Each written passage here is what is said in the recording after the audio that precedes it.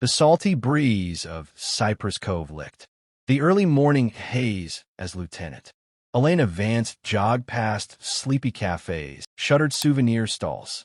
Her breath was steady, her steps measured, not just because of training, but because this mission required absolute control. In a worn gray hoodie and old running shoes, she blended perfectly among the few locals starting their day. No badge, no ID, no backup. She had one goal: observe a suspicious red freighter docking at Pier 9, rumored to be smuggling weapons under crates of tuna. Elena slowed as the boat came into view, its peeling paint and tilted antenna screamed neglect, but the rushed way two men unloaded crates told a different story. She ducked behind a fish stall and raised her phone, snapping discreet photos. She was about to send them to her unit when, "Hey, you there?" A sharp voice cracked the air. Officer Derek Thorne, fresh out of the academy and already making waves for his aggressive stops, stood a few feet away, hand hovering over his holster. He took one look at her hoodie, dark skin, and weary glance, and made his decision. "What are you doing here?" Elena straightened. "Jogging. Is that a crime now?" Thorne's eyes narrowed. "Got ID. I don't carry it when I run." He smirked. "How convenient." She sighed. "I'm Lieutenant Vance, undercover operation. You're interfering." He laughed. "Sure you are. Got a badge in your sock, too." Before she could react, he grabbed her wrist, twisted it behind her, and slapped on cold cuffs. "Hey," she yelled.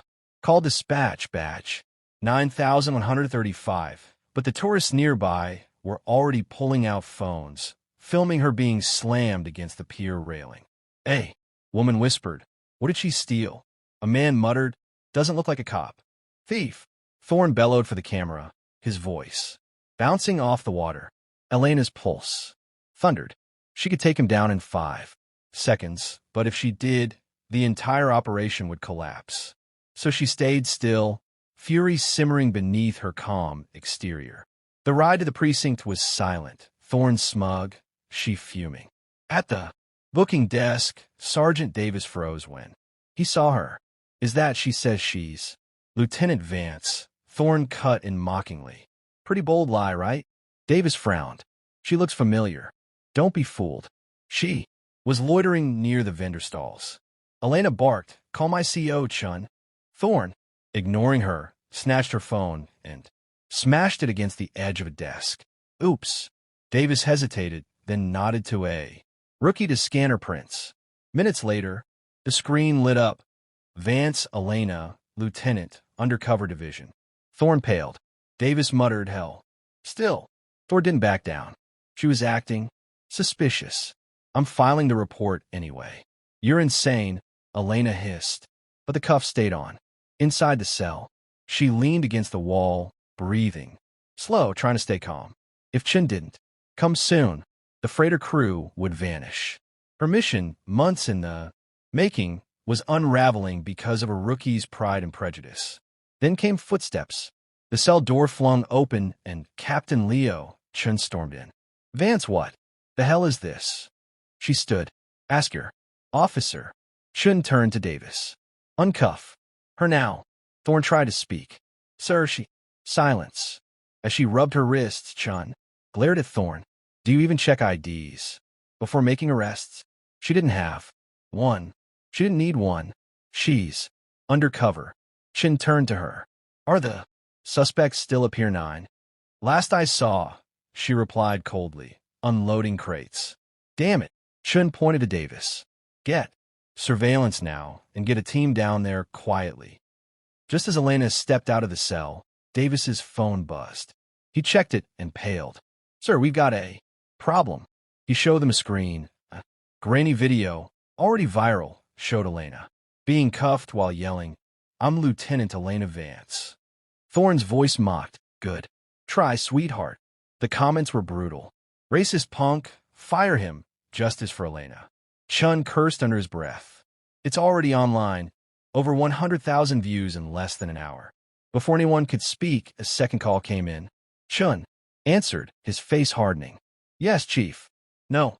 Sir, I wasn't aware yet. Yes, internal. Affairs is welcome. I'll cooperate fully. He hung up and turned to Thorne. You just made this precinct famous for the wrong reasons. Thorne looked pale, but angry.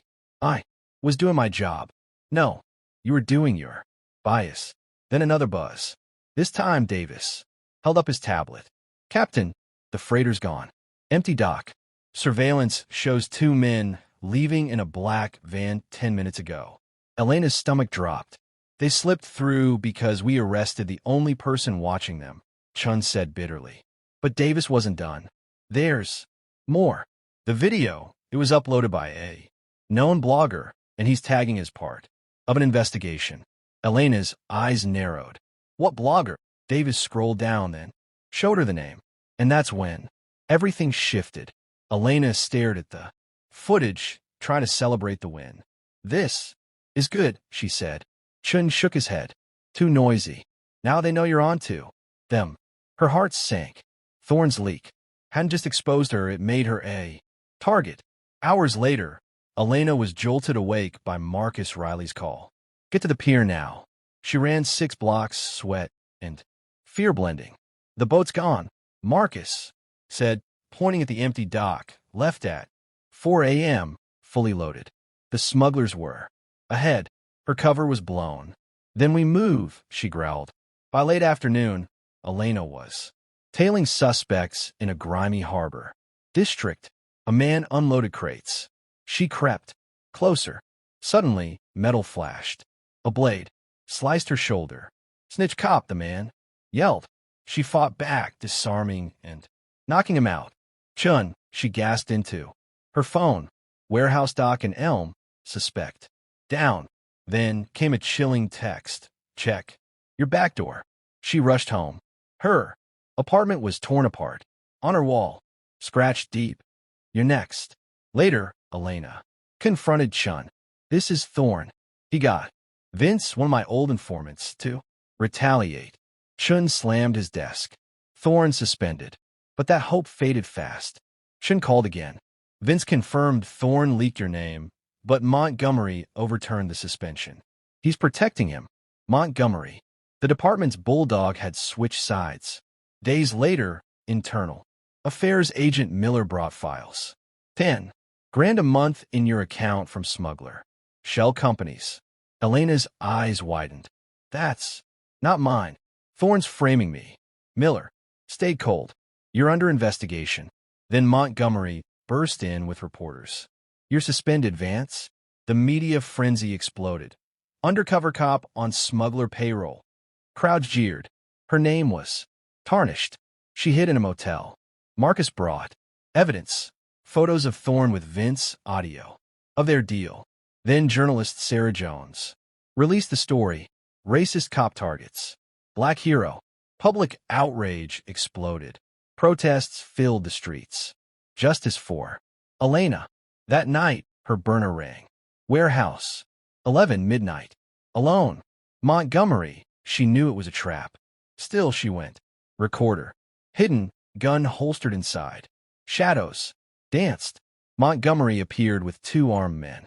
You caused chaos, he sneered. You're on tape, she replied. His smile vanished. Kill her. Gunfire tore the silence. Elena rolled behind crates. One thug neared. She shot him in the leg and fled. A bullet grazed her thigh. She limped. Then, boom, the warehouse exploded. Montgomery had planned it all. Destroy her, the evidence, and pin it on someone else. But Chen already had the audio. By sunrise, the tapes were public. Montgomery and Thorne were arrested. Her badge was returned. Justice at last. But as dawn broke, a shadow moved. Derek Thorne, out on a technicality. He pointed a gun. You'll never win. The shot hit her chest. She fell, world fading. Chen's voice trembled. Stay with me.